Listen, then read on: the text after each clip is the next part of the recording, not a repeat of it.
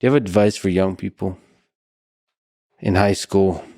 You've given a lot of people look up to you for advice, for strength to search for themselves, to find themselves.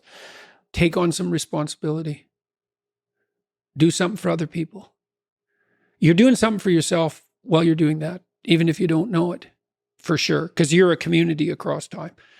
Find something to serve. Somebody to help. Someone to help. To solve. Find a job. Do your best with the customers. Don't be above your job. You're going to get an entry-level job when you're a kid. Well, what else would you want? You want to be the boss? What do you know? You don't know anything. You could be the boss of your job. You know, if you're working in a grocery store, or you're working in a convenience store, assuming you're not working for terrified tyrants, you can be nice to the customers. You can develop your social skills. You can learn how to handle a boss-employee relationship. You can be there 15 minutes early and leave 15 minutes late. Like, you can learn in an entry-level job, man. And I'll tell you, if you take an entry-level job and you learn, and it's a reasonably decent place, you will not be in an entry-level job for long, because everyone who's competent is desperate for competent people. And if you go and show yourself as competent, there'll be a trial period. But if you go show yourself as competent, all sorts of doors you didn't even know were there will start opening like mad. So you strive for competence, for craftsmanship. Yeah. For discipline. You know, I mean, I said in one of the chapters in my books is focused on putting your house in order. It's like, well, how do you start? Make your bed. You know, it actually took me quite a long time in my life before I made my bed regularly in the morning. Most of my life was in pretty good order, but that was one thing I didn't have in order. My clothes in my closet as well, all that's in order. Not all of it. I'm cleaning out some drawers right now, but look around and see what bugs you in your room. Just look. It's like, okay, I'm in my room. Do I like this room? No, it bugs me. Okay, why? Well, the paint's peeling there, and it's dusty there, and the carpet's dirty, and that corner's kind of ugly, and the light there isn't very good, and my clothes closet's a mess, so I don't even like to open it. Okay, that's a lot of problems. That sucks.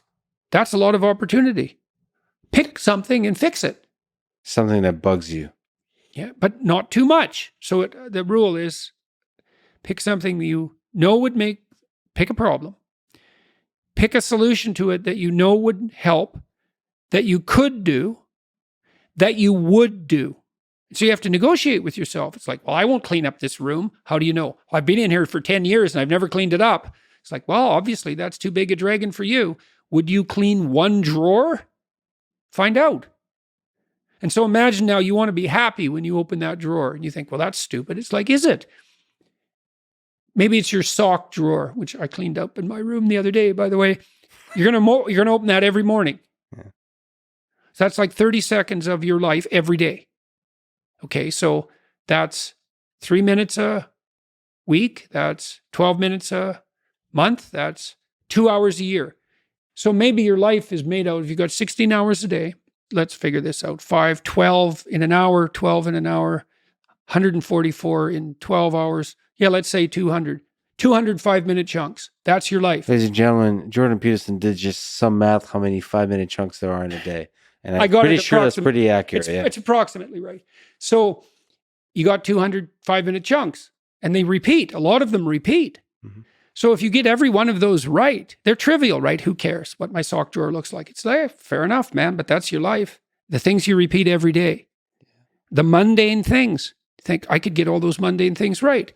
That's the game rules. It's like, now all the mundane is in place. Now you can play because all the mundane's in place. And this is actually true. So with children, imagine you want your children to play. Well, play is very fragile neurologically. Any competing motivation or emotion will suppress play. So everything has to be in order. Everything has to be a walled garden before the children will play. That's a good way of thinking about it. So you put everything in order and you think, oh my God, now I'm tyrannized by this order. It's like, no, you aren't, not if it's voluntary. And then the order is the precondition for the freedom. And so then all of a sudden you get all these things in order. It's like, oh, look at this. I've got some room to play here. And then maybe you're not depressed. Now, it's often not that simple, you know. It's not that simple. Try putting your room in order, perfect order. That's hard, I man. mean, it's a really powerful way to think about those 5-minute chunks. Just get one of them right in a day. Yeah, Just well, get if you one do of them that right. for 200 days, your life is in order. Yeah. You know, I thought I did that with my clients a lot. So a lot of them would come home from work, the guys, hey, and their wives would meet them at the door and it'd be a fight right away. You know, and it's a clash there because he comes home and he's tired and hungry and he's worked all day and he's hoping that, you know, he gets welcomed when he comes back to the home. But then the wife is at home and she's been with the kids all day and she's tired and hungry and she's hoping that when he comes home, he'll show her some appreciation for what's happened today. And then they clash and then they both have problems to discuss because they've had their troubles during the day. And so then every time they get together, they are not like it's a bit of a fight for 20 minutes and then the whole evening is screwed. Mm-hmm. And so then you think, okay, here's the deal. It's knock and the door will open.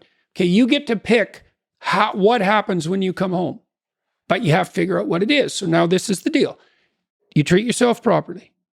You imagine coming home and it goes the way you want and need it to go. Okay, what does that look like? You get to have it, but you have to know what it is. What does it look like? And you think, okay, I want to come home. I want to be happy about coming home. I come home. I open the door. I say, hello, honey, I'm home. My wife says, hi, it's so nice to hear your voice. She comes up. She says, hi, dear. She gives you a hug. She says, how was your day? And you say, well, we'll sit and talk about that. How was your day? Well, we'll sit and talk about that. Do you need something to eat? Probably. Let's go sit and talk about our day. It's like, that sounds pretty good. Okay. That sounds pretty good. Might not be perfect, but sounds a hell of a lot better than what we're doing now. So how about we'll go talk to your wife and say, okay, this is what's happening when I come home. I would like it to be better. What would you like to have happen if you could have what you wanted?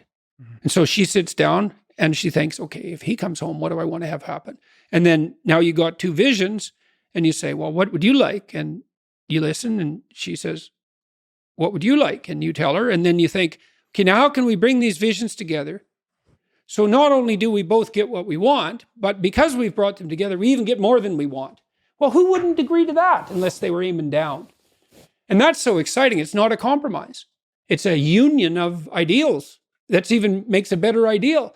And then you get to come home. And then there's another rule that goes along with that, which is, please, dear, have the grace to allow me to do this stupidly and badly while I learn at least 20 times. Yeah.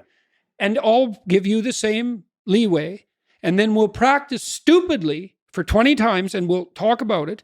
And then maybe we'll get it right for the next 10,000 times. Yeah. Right? And you can do that with your whole life, and you can do that with your kids, and you can do that with your family. Like, it's not easy, but you can do it. It's a lot easier than the alternative.